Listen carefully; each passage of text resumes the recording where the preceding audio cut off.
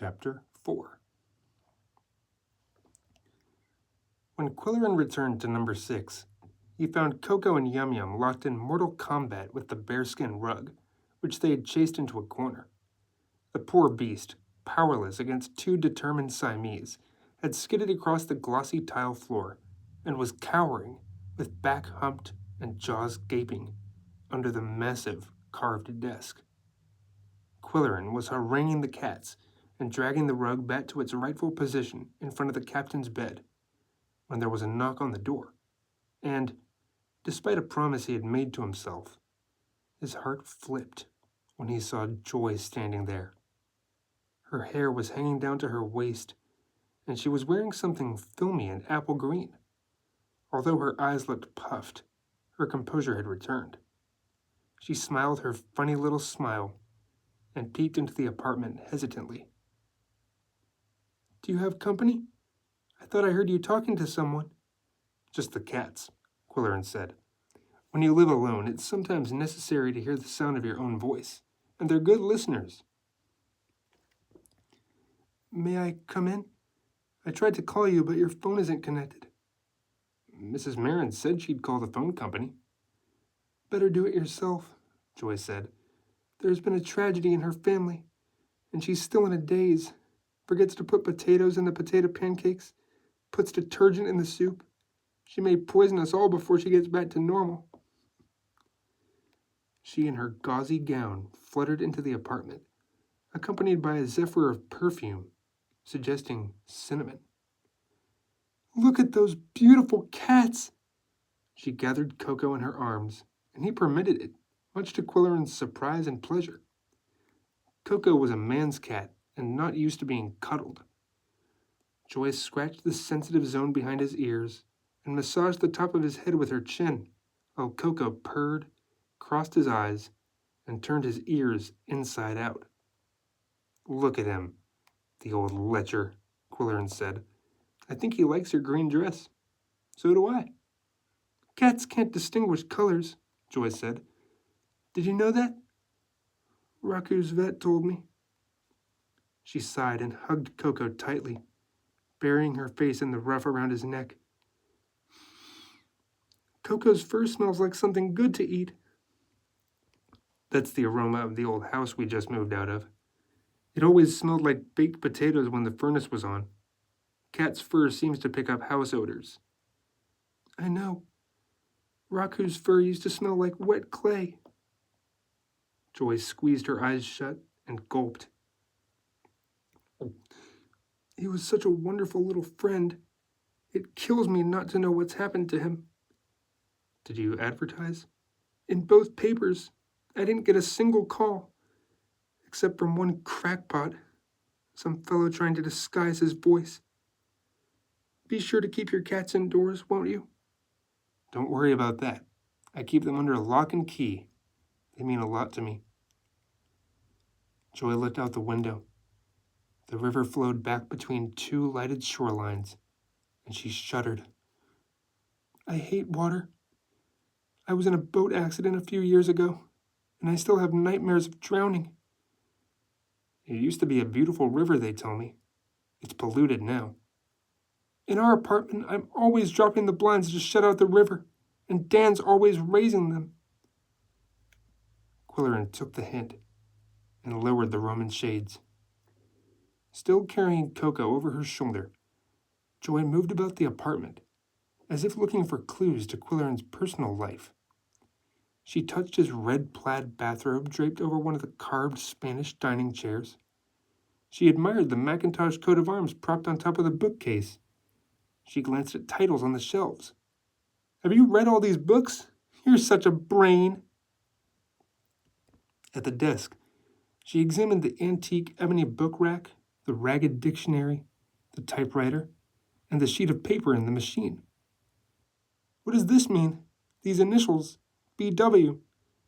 "That's Coco's typing. He's ordering his breakfast, I think. Beef Wellington." Joy laughed. A long, musical trill. "Oh, Jim, you've got a wild imagination." "It's good to hear your laughter again, Joy." "It's good to laugh, believe me. I haven't done it for so long. Listen, what's the matter with the other cat?" Yum Yum had retreated to a far corner and was calling in a piteous voice until Coco jumped from Joy's arms and went to comfort her. "Jealous," Quillerin said. The cats exchanged sympathetic licks. Yum Yum squeezed her eyes shut, while Coco passed a long pink tongue over her eyes, nose, and whiskers, and then she returned the compliment. Joy stopped circling the apartment and draped herself over the arm of the big plaid chair. "Where's Dan tonight?" Quillerin inquired. "Out, as usual. Would you like a tour of the pottery?" "I don't want to cause trouble. If he doesn't want—" "He's being ridiculous. Ever since we arrived here, Dan's been mysteriously secretive about our new work. You'd think we were surrounded by spies trying to steal our ideas." Joy jumped off the arm of the chair impulsively. "Come on. Our exhibition pots are locked up, and Dan's got the key. But I can show you the clay room and the wheel and the kilns." They went downstairs to the great hall and along the kitchen corridor to the pottery. A heavy steel door opened into a low-ceilinged room filmed with dust. Like a veil, the fine dust covered the floor, work tables, shelves, plaster molds, scrapbooks, broken pots, and rows of crocks with cryptic labels. Dust gave the room a ghostly pallor. "What's the old suicide mystery connected with this place?" Quillerin asked. "An artist was drowned a long time ago, and some people thought it was murder. Remind me to tell you about it later. I have an interesting new angle on it." She led the way into a large, dismal area that smelled damp and earthy. Everything seemed to be caked with mud. "This is the clay room, and the mechanical equipment is all very old and primitive. That big cylinder is the plunger that mixes the clay. Then it's stored in a tank under the floor, and eventually formed into big pancakes on the filter press over there. After which, it's chewed up by the pug mill and formed into loaves, which are stored in those big kilns." "There must be an easier way," Quillerin ventured. "Every step has its purpose. This used to be a big operation 50 years ago. Now we do a few tiles for architects and some garden sculpture for landscape designers, plus our own creative work." Joy walked into a smaller room. "This is our studio, and this is my kick wheel." She sat on a bench at the clay-coated machine and activated a shaft with a kick bar, spinning the wheel. You throw a lump of clay on the wheel and shape it as it spins. Looks pretty crude. "They had wheels of this type in ancient Egypt," Joy said. "We also have a couple of electric wheels, but the kick wheel is more intimate, I think." "Did you make that square vase with the blobs of clay on it?" "No, that's one of Dan's glop pots that your critic didn't like. Wish I could show you my latest, but they're locked up. Maybe it's just as well. Hixie came in here one day and broke a coned pitcher I'd just finished. I could have killed her. She's such a clumsy ox." The next room was dry and warm, a large, lofty space with windows just under the ceiling and an Egyptian-style mural running around the top of all four walls. Otherwise, it looked like a bakery. Several ovens stood around the room, and tables held trays of dun-colored tiles, like cookies waiting to be baked. "These tiles are bone dry and ready for firing," said Joy. "The others are bisque, waiting to be glazed. They'll be used in the chapel that the Penimans are donating to the university. And now you've seen the whole operation. We live in the loft over the clay room. I'd invite you up, only it's a mess. I'm a terrible housekeeper. You should be glad you didn't marry me, Jim." She squeezed Quillerin's hand. "Shall we have a drink? I've got some bourbon, and we can drink in your apartment if you don't mind." "Is bourbon still your favorite?" "I'm not drinking. I've signed off the hard stuff," he told her. "But you go and get your bottle, and I'll have a lemon and seltzer with you. Quillerin returned to number 6 and found the cats lounging on top of the bookcase. Well, what do you think of her? He asked them. Yow, said Coco, squeezing his eyes shut. When Joy arrived with her bourbon, she said, You can make yourself very popular in this house by keeping a bottle handy. Mr. Mouse doesn't approve of hard liquor. It paralyzes the taste buds. But most of us like to sneak a cocktail now and then. How does anyone live here and stay thin? Mr. Mouse says a true gourmet never stuffs himself. Quillerin poured the drinks. You were a great cook, Joy. I still remember your homemade raisin bread with honey and lemon frosting. Potting is not far removed from baking, she said, curling up comfortably on the built-in bunk. Wedging clay is like kneading dough. Applying a glaze is like frosting a cake. How did you happen to take up potting? Joy gazed wistfully into the past. When I left Chicago so suddenly, Jim, it had nothing to do with you. I adored you. I really did. But I wasn't satisfied with my life, and I didn't know what I wanted. If only you had explained. I didn't know how. It was easier just to disappear. Besides, I was afraid you'd change my mind. Where did you go? San Francisco.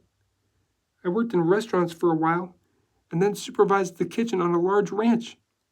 It was operated as a pottery school, and eventually they let me handle some clay. I learned fast, won prizes, and I've been potting ever since. Quillerin, relaxing in the big plaid armchair, took time to light his pipe. Is that how you met Dan? She nodded. Dan said there was too much competition in California, so we moved to Florida, but I hated that state. I couldn't create.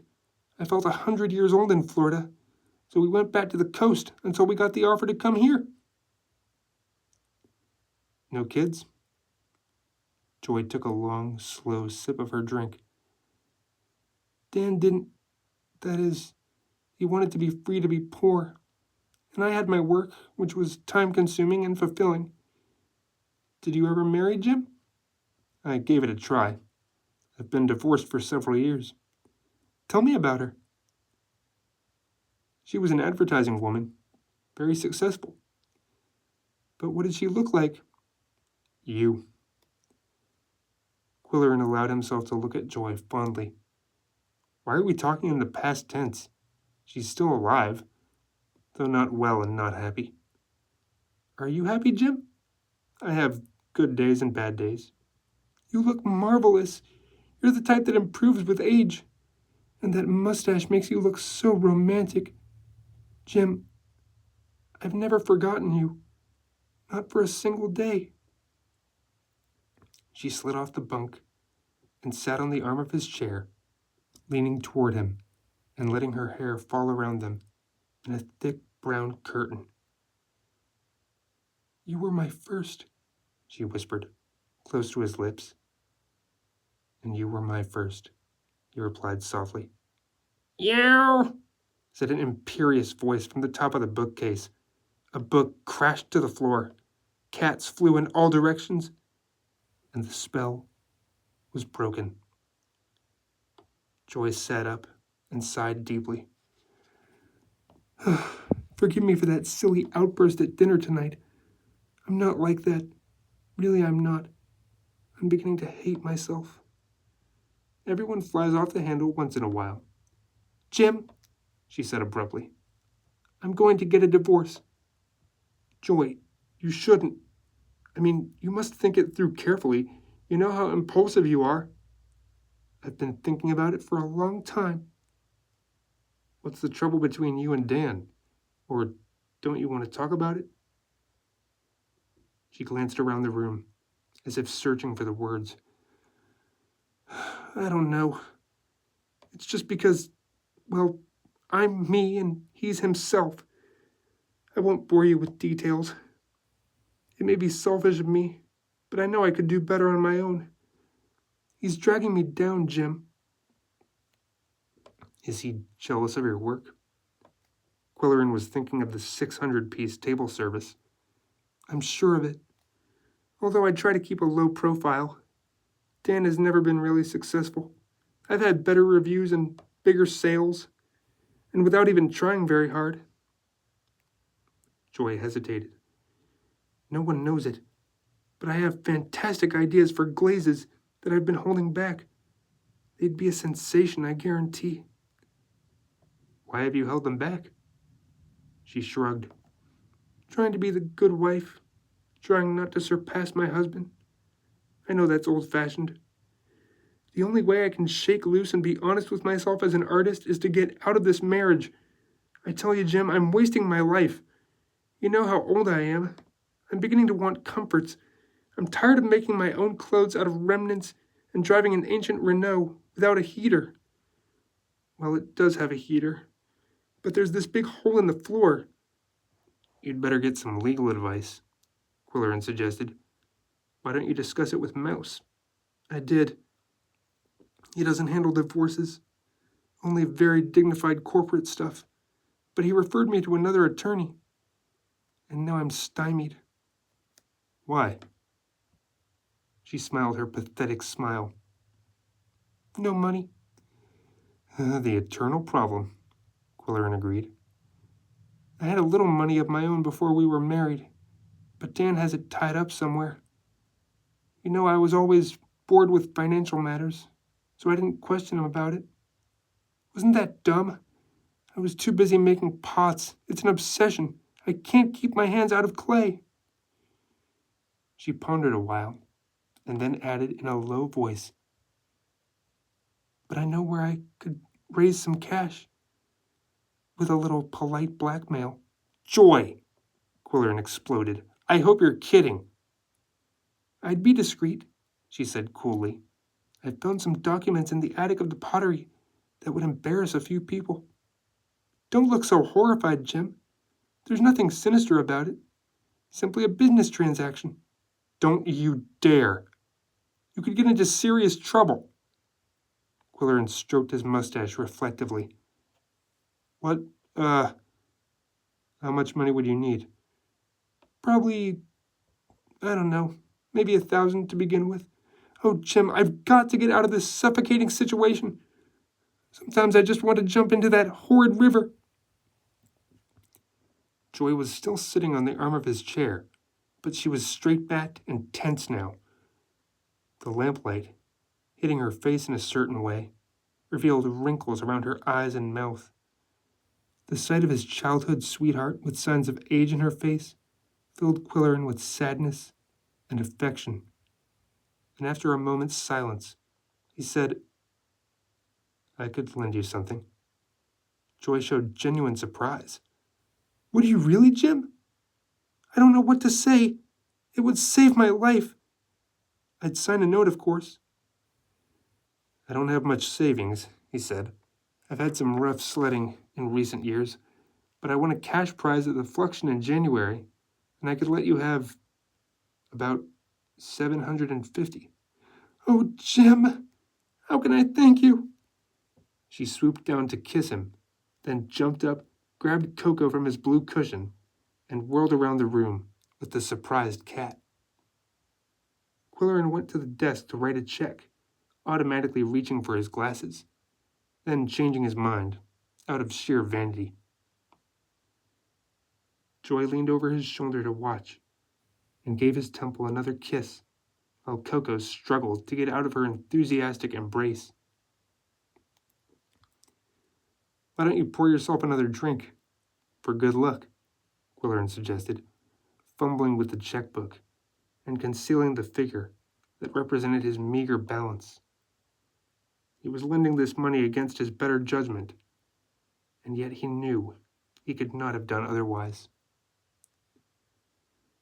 After Joy had gone back to her own apartment, he deducted the amount of the check and wished he had not bought the new suit or the antique scale.